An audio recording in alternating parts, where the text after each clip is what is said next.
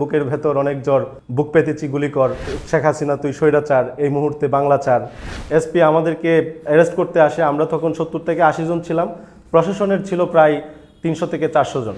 আন্দোলন পরবর্তী সময়ে সবাই নিজেদেরকে সম্মুখ সারির যোদ্ধা এবং জুলাই যোদ্ধা হিসেবে প্রমাণিত করতে ব্যস্ত উঠে পড়ে লেগেছে। জুলাই যোদ্ধার সংখ্যাটা এখন অনেক বেড়েছে। শোলাকিয়াকে বলা হয় বিএনপির দুর্গ।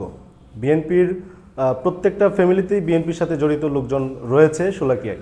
এই জন্য তৎকালীন জুলাই আন্দোলন চলাকালে তৎকালীন যেই এসপি ছিল, তিনি শোলাকিয়াকে একটা জেলা মিটিংয়ে তিনি বলেছিলেন যে শোলাকিয়া হচ্ছে মিনি পাকিস্তান। এরপর থেকেই এটার নাম মিনি পাকিস্তান হয়ে ওঠে এবং সেই বর্বরতা চালানো হয় যেটা 71-এ পাকিস্তান বাংলাদেশের প্রতি বর্বরতা চালিয়েছিল। কিশোরগঞ্জের অন্যান্য এলাকা থেকে শোলাকিয়ার প্রতি এই বর্বরতাটা বেশি চালানো হয়।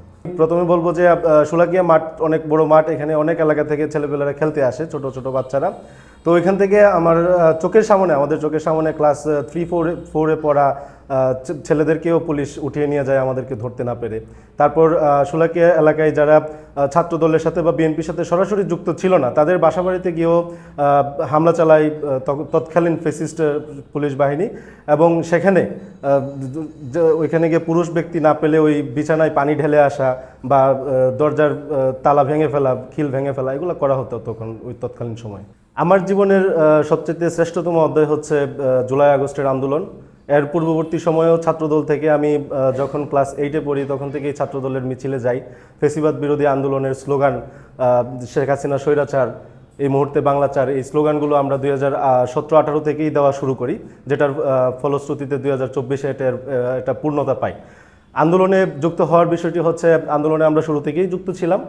ছাত্রদল করার কারণে আমরা প্রকাশ্যে ওইভাবে নেতৃত্বে প্রথম দিকে আসতে পারিনি, কিন্তু যখন 15 জুলাই ঢাকা বিশ্ববিদ্যালয়ে রক্তক্ষয়ী একটি হামলা ছাত্রলীগ পরিচালনা করে তৎকালীন আওয়ামী লীগের সাধারণ সম্পাদক ওবায়দুল কাদেরের নির্দেশে, তখন থেকে আমরা ওই আন্দোলনে ঝাঁপিয়ে পড়ি ছাত্রদলের সেন্ট্রাল নেতৃত্ব রাকিব নাসির ভাইয়ের নির্দেশনায়। এবং তখন থেকে আমি কিশোরগঞ্জে আন্দোলনের সম্মুখ সারিতে আমরা আসি এবং পরবর্তীতে 16 জুলাই কিশোরগঞ্জ একটি আন্দোলনের ডাক দেওয়া হয় এবং সেখানে ছাত্র জনতা তৎকালীন ছাত্রলীগের যে সভাপতি ছিল তাকে পিছু হটতে বাধ্য করে এবং তখন থেকেই কিশোরগঞ্জে আন্দোলনের সূত্রপাত ঘটে এবং উত্তপ্ত হয় কিশোরগঞ্জের রাজপথ।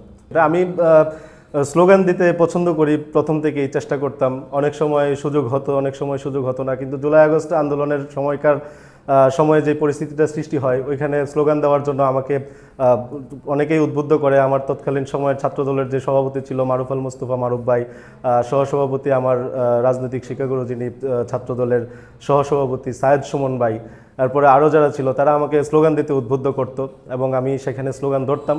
স্লোগান ধরতে ধরতে একটা পর্যায়ে অনেকেই আমাকে স্লোগান মাস্টার বলে, তবে আমি এটা বলি যে না, এটা আমি না, স্লোগান মাস্টার হওয়ার মতো যোগ্যতা তৎকালীন জুলাই আন্দোলনে আরও অনেকেই ছিল, তারাও ওই যোগ্যতাটা রাখে এবং এই অনুভূতিটা অত্যন্ত দারুণ।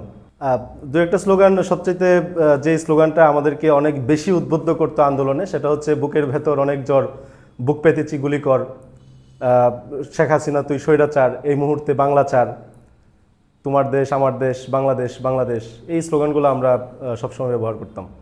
18ই জুলাই যে আন্দোলনটা হয় সেখানে আমি যে দুজনের নাম না বললেই নয়, মাহিরা এবং নারিক, তারা গুরুতরভাবে জখম হয় এবং তাদের ওই জখম হওয়া থেকে আমরা আন্দোলনে আরও বেশি স্বতঃস্ফূর্তভাবে অংশগ্রহণ করি এবং প্রয়োজনীয় যে ব্যাকআপ প্রয়োজন সেটা নিয়েই আমরা মাঠে নামি।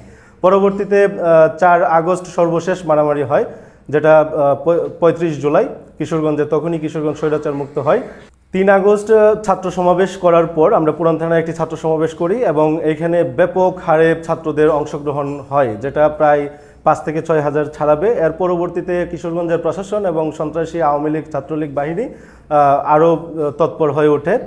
এই তৎকালীন সময়ে আমরা যখন আন্দোলন শেষ করে রাতে, আমরা একজন সাংবাদিক বড় ভাই, নামটা বলতে চাচ্ছি না, ওনার বাসায় আমরা আশ্রয় নেই। উনি আমাদেরকে অনেক সহযোগিতা করে আন্দোলনে এবং ওনার বাসায় আশ্রয় নেওয়ার সময় আমাদের যে জেলার ছাত্রদলের সভাপতি রয়েছেন মারুফ আল মুস্তফা ভাই আমাদের সহসভাপতি সায়েদ সুমন ভাইকে ফোন করেন। ফোন কলের মাধ্যমে তিনি জানান যে ওনার কাছে নিউজ আছে ছাত্রলীগেরা পুরান থানা সহ গোরঙ্গাবাজার মোড়, তারপর তাজের পেছনে এদিকে তারা অস্ত্রশস্ত্র জমা করছে 4 তারিখে আমাদের যে আন্দোলন রয়েছে সেই আন্দোলন প্রতিহত করার জন্য, এবং তারা সর্বোচ্চভাবে আমাদেরকে প্রতিহত করবে, জখম করবে। তখন আমরা সাথে সাথে ওইখান থেকে ওই সাংবাদিক বড় ভাই সহ আমি আলমগীর ভাই যুবদলের, তারপরে হচ্ছে মারুফ ভাই, সুমন ভাই সহ আমরা 6 জন বের হই তৎকালীন। বের হয়ে আমরা পুরান থানা সহ বিভিন্ন জায়গা, যে জায়গাগুলো সন্দেহজনক রয়েছে এগুলোতে আমরা ঘোরাফেরা করি। 3 তারিখ রাতে ঘোরাফেরা করার পর আমরা যখন দেখি এখানে কোনো প্রবলেম নাই, তারপর আমরা গিয়ে রেললাইনের যে পাথর রয়েছে সেই পাথর আমরা বস্তা ভরি, প্রায় 16 বস্তা পাথর আমরা একসাথে করে তারা যেই সেফ জোনগুলোতে রাখার কথা আমরা সেখানে রেখে আসি, এবং যেটা পরবর্তীতে 4 তারিখে আমাদের বিজয় খুব সন্নিকটে নিয়ে আসতে সহযোগিতা করে।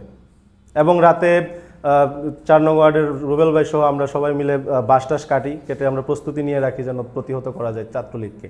31শে জুলাই যখন মার্চ ফর জাস্টিসের আন্দোলনের ডাক দেওয়া হয়, তখন আমরা বিভিন্ন জায়গায় স্পট দেই, কিন্তু ওই স্পটগুলোতে আমরা সফলভাবে যেতে পারি না, কারণ আমাদের মধ্যে অনেকেই ছিল যারা এই তথ্যগুলো দিয়ে দিত আওয়ামী লীগ প্রশাসনের নিকট। তো আমরা স্পট চেঞ্জ করতে করতে একটা পর্যায়ে আমরা সদর হসপিটালে নিয়ে আসি, এবং সেখানে আমরা কৌশল অবলম্বন করি যে আমরা একজন একটা জায়গার মধ্যে গিয়ে অবস্থান করব, পুলিশ আসলে যেন আমাদেরকে ধরতে না পারে। এবং পরবর্তীতে আমরা 2-3 জন যাব, মাইকে একটা সাউন্ড করব, তখন সবাই ওইখানে সদর হসপিটালের গেটের সামনে নেমে আসবে, আমরা একসাথে মিছিল সহকারে কোর্টে গিয়ে প্রবেশ করব। সারা বাংলাদেশে এরকম প্রোগ্রাম আর কোথাও হয়েছে বলে আমার জানা নেই। আমরা যে প্রোগ্রামটা করি, আমরা 31শে জুলাই মার্চ ফর জাস্টিসের প্রোগ্রামে আমরা সরাসরি কোর্টে প্রবেশ করি, এবং সেখানে আমরা স্লোগানে মুখরিত করে একদম কোর্টের যে প্রধান ফটক টেনিস গ্রাউন্ডের পাশে আমরা গিয়ে অবস্থান করি। সেখানে আমাদের আইনজীবীরা জাহাঙ্গীর মোল্লা কাকা সহ অনেকেই আসেন, এবং সেখানে এসপি আমাদেরকে অ্যারেস্ট করতে আসে। আমরা তখন 70 থেকে 80 জন ছিলাম, প্রশাসনের ছিল প্রায় 300 থেকে 400 জন। তবুও আমরা আমাদের স্লোগান একটু সময়ের জন্য থামাইনি, আমাদের প্রোগ্রাম আমরা সাকসেস করেছি সারা বাংলাদেশে, এবং এটার জন্য তৎকালীন সমন্বয়ক যারা ছিল তারা আমাদেরকে ধন্যবাদও জানিয়েছে। এই প্রোগ্রামটা বাংলাদেশের সকল মিডিয়াতে প্রচার হয়েছে। তো ওই প্রোগ্রামটা আমরা সফল করি আমাদের জানের তোয়াক্কা না করে। 5 তারিখের অনুভূতিটা অত্যন্ত দারুণ। যখন 2:35 বাজে ঘড়িতে, আমরা শহীদ মসজিদের সামনে অবস্থান করি সকাল থেকেই, ওইখানেই আমরা স্লোগানে মুখরিত রাখি, এবং আমাদের বিপরীতে গৌরঙ্গাবাজার মোড়ে সেনাবাহিনী সহ পুলিশ বাহিনী, র্যাব বাহিনী তারা সবাই ওইখানে অবস্থান করে, এবং ওইখান থেকেই তারা AK-47 সহ আমাদের চোখের সামনে তারা লোডিং করতেছে, আমরা এগুলো চোখের সামনে আমরা দেখতেছি। একটা পর্যায়ে তারা যখন 2:30টার দিকে আমাদের দিকে হেঁটে আসে, তখন আমাদের ওই মিছিলে ছিল প্রায় 200 থেকে 250 জন লোক ছিল 2টার আগে। যখন তারা আমাদের দিকে মুভমেন্ট করে, তখন এখানে আমরা হয়ে যাই 70 থেকে 80 জন, ওই বয়াল দিনে যেই সংখ্যাটা ছিল ওইটা। পরবর্তীতে তারা আমাদের কাছে আসে, আমরা এক পাও পিছপা হয়নি, উল্টা আরও সামনে গিয়েছি, এবং আসার পরে আর্মির যেই তখন দায়িত্বপ্রাপ্ত ছিলেন তিনি আমাদেরই হ্যান্ডমাইক নিয়ে উনি ঘোষণা করেন যে আপনাদের কোনো ভয় নাই, ভয় পাওয়ার কোনো কারণ নাই, আমরা আসছি আপনাদের পক্ষে কথা বলতে, এবং আপনাদের উদ্দেশ্যে সেনাপ্রধান বক্তব্য দিবেন দুপুর 3টায়। তখন আমরা বুঝতে পারি যে শেখ হাসিনা পালিয়ে গেছে। এর পরবর্তীতে চোখের পানি আর ধরে রাখতে পারিনি, আমরা একজন আরেকজনকে জড়ায় কান্না করতেছিলাম, এবং একটা পর্যায়ে যখন 3টা বাজে, তখন আমি শহীদ মসজিদের সামনে দাঁড়িয়েছিলাম, অনেকেই এসে আমাকে জড়ায় ধরছে, অনেকেই আমাকে আইসক্রিম দিচ্ছে, চকলেট দিচ্ছে। আমার যে আরেকটু স্মরণীয় ঘটনা যেটা বলি, ছাত্রদলের নিশাদ ভাই ছিলেন, আমাকে জড়াইয়া খুলে নিয়ে নিছে। নৌসাদ ভাই এসে আমার কপালে চুমা দিতেছে যে তোদের জন্য আমরা সফল। তারপরে মারুফ ভাইকে নিয়ে আমরা নাচানাচি করছি, মানে যেটা বলার মতো না। তারপর আমাদের সিনিয়র নেতৃবৃন্দ যারা ছিলেন তারাও এসেছেন, যারা একটা সময় আমাদের পানি দিয়ে সহযোগিতা করেছেন, আড়ালে থাকতে হয়েছে তাদের বাধ্যগত কারণেই, তারা এসেছেন প্রকাশ্যে, এসে আমরা সবাই একসাথে আনন্দ করেছি। এবং ওই সময়টা কিশোরগঞ্জের ইতিহাসে সবচাইতে সুন্দর এবং বিরল একটি ইতিহাস। এই ভিডিওগুলো দেখলে এখনও চোখে পানি চলে আসে। অত্যন্ত মধুর একটি ইতিহাস, মধুর স্মৃতি, এবং তখনই শেখ হাসিনার পলায়ন ঘটে। আন্দোলন পরবর্তী সময়ে সবাই নিজেদেরকে সম্মুখ সারির যোদ্ধা এবং জুলাই যোদ্ধা হিসেবে প্রমাণিত করতে ব্যস্ত উঠে পড়ে লেগেছে। সেটা নিয়ে আমি কিছুটা বিব্রত হইলেও আমার কাছে আনন্দ লাগে যে জুলাই যোদ্ধার সংখ্যাটা এখন অনেক বেড়েছে। পরবর্তীতে যদি আওয়ামী লীগ ফেসিবাদ আবার উত্থান ঘটাতে চায়, তাহলে সবাইকে নিয়ে আমরা তাদেরকে আবার প্রতিরোধ করতে পারবো।